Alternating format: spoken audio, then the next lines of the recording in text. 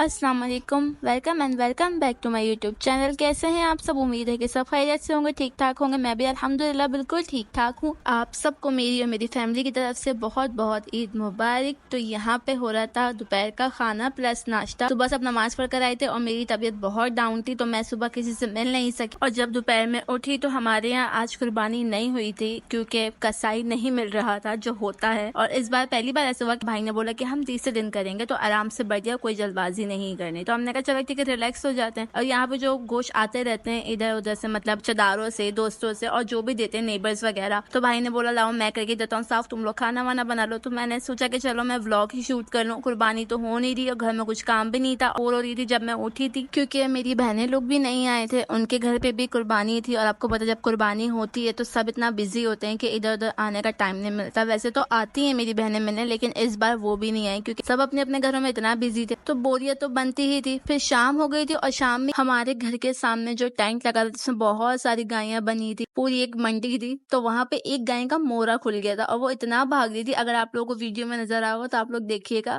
तो भाई ने हमें बुलाया कि जल्दी आओ, देखो गाय भाग रही है, उसका मोरा खुल गया है। तो हम लोग उसको देख रहे थे। पहले तो हंसी आई थी, फिर उसके बाद हमें दुख हुआ कि अल्लाह बेचारी इधर उधर भाग रही, किसी और जानवर को कहीं लग ना जाए, क्योंकि जानवर है ना। और कुर्बानी पहला दिन था, सबने देख ही लिया है, खून वगैरह, छुरियां, तो बेचारे इसलिए बेकाबू भी हो जाते हैं। और ये इस तरीके से भाग रही थी। हमने कहा अल्लाह ही रहम करे, अगर ये रोड पे निकल गए फिर तो कुछ और ही तमाशा बन जाना है, क्योंकि कोई हेल्प नहीं करवाते, बल्कि और ज्यादा जानवरों को इरिटेट करते हैं और भगाते हैं, और जानवर और ज्यादा बेचारा पागल हो जाता है कि मैं कहाँ जाऊँ। तो हम लोग वहीं देखने में मसरूफ थे। फिर उसके बाद खाना तैयार था और यहाँ पे आप ही ने बनाई थी बिरयानी, बहुत मजे की थी, लेकिन वही गोश्त की थी, क्योंकि गोश्त आया था। तो आप ही ने बकरे की गोश्त की बिरयानी बनाई थी। और अब गोश्त का है ना सीजन, तो अब मैं खाना बिल्कुल नहीं खाऊंगी, क्योंकि मुझसे गोश्त वैसे ही नहीं खाया जाता और कुर्बानी का मैं खाती नहीं हूँ। मुझे पता है कि गुनाह मिलता है, ऐसा नहीं करना चाहिए। मैं खाती हूँ, होता है ना जो एक शौक से खाना, मुझसे वो नहीं खाया जाता, क्योंकि मैं डेली रूटीन पे भी आम गोश्त नहीं खाती। आप लोगों को पता ही होगा, मैं चिकन पे ही गुजारा करती हूँ। ज्यादा से ज्यादा सब्जियां होती हैं या चिकन होती है, बस इसके अलावा मुझे पसंद नहीं है गोश्त। तो फिर भाई लोगों के गुस्से पे आके मैं खा लेती हूँ कि चलो भाई मैं खा लूँ, इससे पहले मुझ पे कोई गुस्सा करे। और यहाँ मेरा भांजा आया हुआ था हमारे पास, क्योंकि हमारी तीसरी को कुर्बानी होनी थी, तो उसने कहा था कि मैं जरूर देखूंगा। तो इसको मेरे जीजू छोड़ के चले गए थे,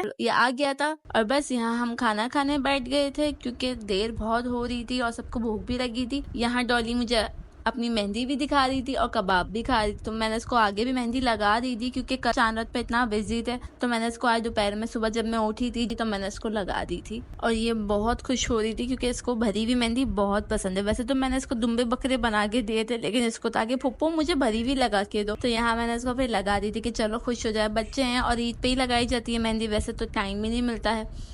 तो यहाँ पे हम सब अपना अपना खाना खा रहे थे। मेरे भतीजे को मैंने तंग किया तो वो भी मुझे तंग कर रहा था, और फिर मैं अपना खाना खाने आ गई, मतलब कि कबाब, क्योंकि मुझे चबली कबाब बहुत पसंद है, तो मैं वो खा लेती हूँ। और यहाँ पे इतना गर्म था, मुझसे गर्म खाया नहीं जाता, तो मैंने वो चेंज करके फिर जो ठंडा वाला था नीचे का था, मैंने वो लिया ताकि मैं सुकून से खा सकूं। मुझे गर्म खाना बिल्कुल नहीं पसंद, मतलब इतना भी गर्म नहीं हो, नॉर्मल हो, ना ज्यादा ठंडा ना ज्यादा गर्म, तो बस नॉर्मल खाना पसंद है। और यहाँ ये मेरे हाथ देखिए मेहंदी से जो भरे हुए थे, क्योंकि मैंने सबको इतनी मेहंदियां लगाई है कि मेरे हाथ भर गए थे। मुझे अच्छी लगती है, इससे ना एक वाइब मिलती है कि कोई आपको देखता तो बोलता अच्छा आप मेहंदी लगाती हैं, तो एक प्राउड सा फील होता है कि चलो हम कुछ तो काम करते हैं, किसी की नजरों में तो आते हैं। तो यहाँ पे इन सब खाने पीने के बाद मैं आ गई थी डॉली को तैयार करने के लिए, क्योंकि ईद थी भाई, कोई ना कोई घर पे शाम में आ जाता मिलने के लिए, तो हम लोगों ने सोचा तैयार हो जाते हैं, बच्चों को कर देते हैं। मेरा तो बिल्कुल दिल नहीं था, मैं बहुत ज़्यादा थकी हुई थी, जबकि कुछ नहीं किया था उसके बावजूद। मेहंदी जो लगाई थी, मेहंदी लगाना भी एक बहुत बड़ी आर्ट होती है भाई। और यहाँ पे ये दोनों तैयार हो गए थे, क्योंकि इन लोगों को बहुत खुशी थी कि हम तैयार हो गए हैं, ईद है और हम जा रहे हैं नीचे भाइयों के पास। तो इनकी ईद तो यही है, वरना ईद पे तो पैसे मिलते थे, अब ये बड़ी ईद है तो बड़ी ईद पे गायों मिलती है इन लोगों को। और यहाँ पे मैंने अपनी भतीजी को मेहंदी लगा दी, कल मैंने इसको पीछे लगा के दी थी, तो इसने मुझे बोला फुप्पो आज मुझे आगे भी मेहंदी लगा दो, तो मैंने इसको भी लगा के फारिग किया। अब बस भाभी और आपी लोग रह गए, उनको मैं कल लगाऊंगी, क्योंकि आज का दिन बहुत बिजी था। हो सका तो आज रात में लगा दूंगी, चला कल के व्लॉग में शेयर करूंगी कि मैंने इन लोगों को कैसी मेहंदी लगा के दी। हमारा तो ईद के दूसरे दिन तक मेहंदी का प्रोग्राम ही चल रहा होता है। आप लोग कॉमेंट करके बताइएगा आप लोगों को कैसे चलता है। और यहाँ बस गाय के पास आ गए थे थोड़ी देर के लिए ताकि गाय को भी देख लें, उसे खाना-वाना खिला दें।